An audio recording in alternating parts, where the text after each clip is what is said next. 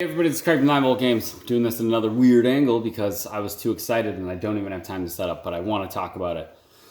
Mortal Kombat 11 gameplay reveal today. Oh my god, I'm so fucking excited for this game. You have no idea. You're like, Craig, I kind of have an idea. You stream MKX so much, it's going to be ridiculous, the MK11. You have no idea. Wait, I'm going to have a whole fucking year of just Mortal Kombat streams. Get used to it, Gary. Dude, so much to talk about. But so little time. I really have little time. So let's start right off the bat with a couple of changes that I thoroughly enjoy. No more X-rays. And I know whenever you guys see me streaming, I do a bunch of X-rays, but there's really only 2 instances where I use X-rays when I'm playing against somebody. And generally, when I'm playing online, I don't just throw an X-ray out because meters are important. Meter is super important, and that's the other thing I'll get to. But it looks like X-rays are gone and they're replaced with what was the rage system for Mortal Kombat versus DC. And now you get it when you're at 30% health. And you do the killing blow, which is, a quasi X-ray move. So that was one. It also looks like X-rays are incorporated into the actual gameplay where you saw Baraka biting Scorpion's arm and it zoomed in and showed it. And that's cool. That adds a little extra layer of cinematic into the fight.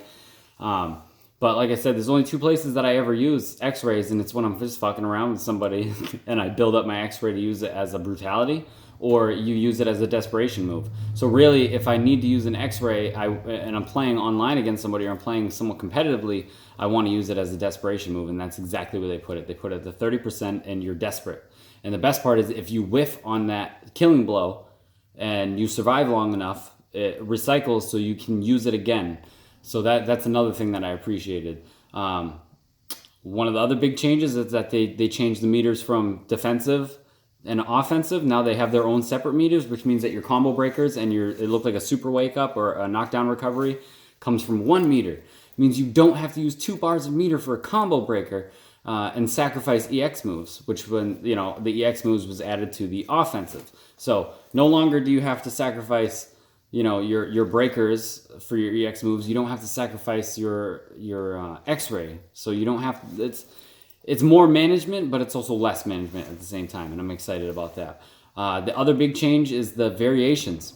So they're going to have the 3 variations, like they said, and then you can create your own variation. That's exciting to me. There's things I like in certain characters' variations that aren't in other ones. So this one I'll be able to take, like say they have Melina and they have an ethereal, a piercing, and those are my 2 favorites with her. But there's only one thing I really like with ethereal that I would totally mix in with her, as I would keep, pretty much the same moveset that she has with piercing, but I would do the teleport that she has, the Psy teleport. And I'm excited to dive in and mix and match with that, and it's probably going to be one of the first things that I do. Garrus, that new character Garrus, I hate bulky characters. I'm very loud about how much I hate bulky characters. He looks like a fucking OP beast. He has a rewind teleport. Did anybody even catch that? He has a couple teleports where he makes like a sand figure of himself and then you can teleport into that. But there was also one where he kind of got fucked up and he teleported back to the other side where he originated from before he ended up getting fucked up. That looked awesome. Obviously, the game looks brutal as hell. I'm excited for that. I like that the gears, like the gear system they kind of brought up from Injustice, makes it so you can make your own unique version of that character. So that's pretty cool. Expect to see some unique versions of characters that I use for my main. I obviously would put a lot more time in this game than I put in Injustice. And the gameplay itself, like the fighting mechanics, look a lot more crunchy, if that makes sense to you. Admittedly, Mortal Kombat isn't always the most technical fighter, especially when it's stacked up against games like Street Fighter or Tekken.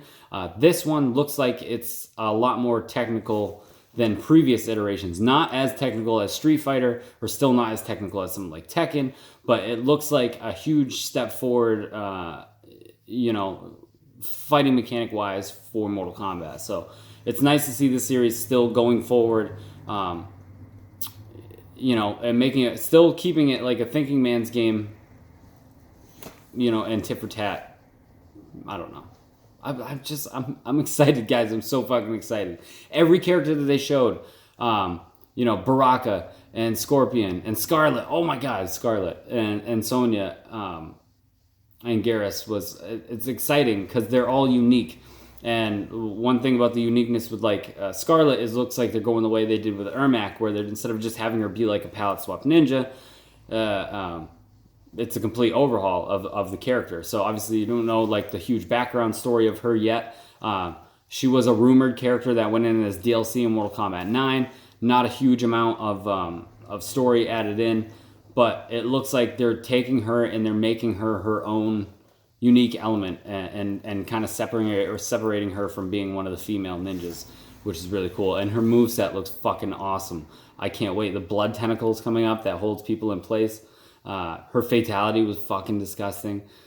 And then I guess fate met together with Ronda Rousey being fucking Sonya. I thought it was going to be Cassie Cage, but it looks like, with the timelines, it's still going back to the original three with who I assume this lady, what is her name, Chronica.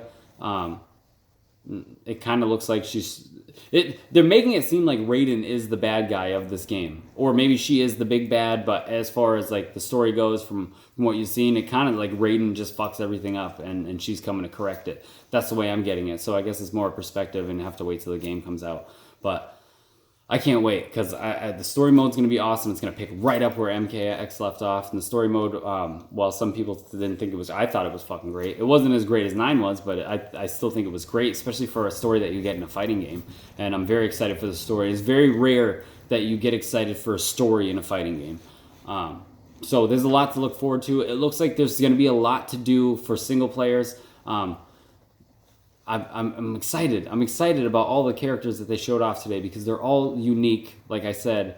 But the point is, with the uniqueness, is if they make every character with the amount of love and detail that they obviously put into the characters that they showed off today, I think that every character is going to be unique enough where you can say, this is my guy, and he's not interchangeable with another person. You know what I mean? So, like, it looks like more time will be needed to be put into every character to truly appreciate and be able to use them. And that's great for someone like me who plays Mortal Kombat a ridiculous amount as it is. So I'm excited. I cannot wait. This game looks fucking brutal. The game looks beautiful. The fact that they took away the X-rays, while that may piss some people off, it kind of took while it's still over-the-top violent, it kind of took the whole cartoony aspect out of it. I mean, obviously, they still have the moves that you're like, well, you would be dead right now. But it's not like X-rays where every bone in your body is fucking shattered, but you still get up in mid-match and you get another round to go. So I think moving that to a desperation period was a desperation point in the match was good. And the other thing was I liked the damage counter that they had on the health bars. And it told you how much health that you had left in a number, which is good for someone who's going into the lab or training mode and learning how much each combo or how much each move you're doing takes off. And that's good for if you want to judge what you have to do if this person has this amount of life left. So it looks like you could really, really get technical in this game and really learn good execution on another character. So I'm excited to see what comes out. I'm excited to see what other characters get revealed. Obviously, Liu Kang and Kung Lao is going to be in there, even though they didn't really show them off today. They showed them in the trailer.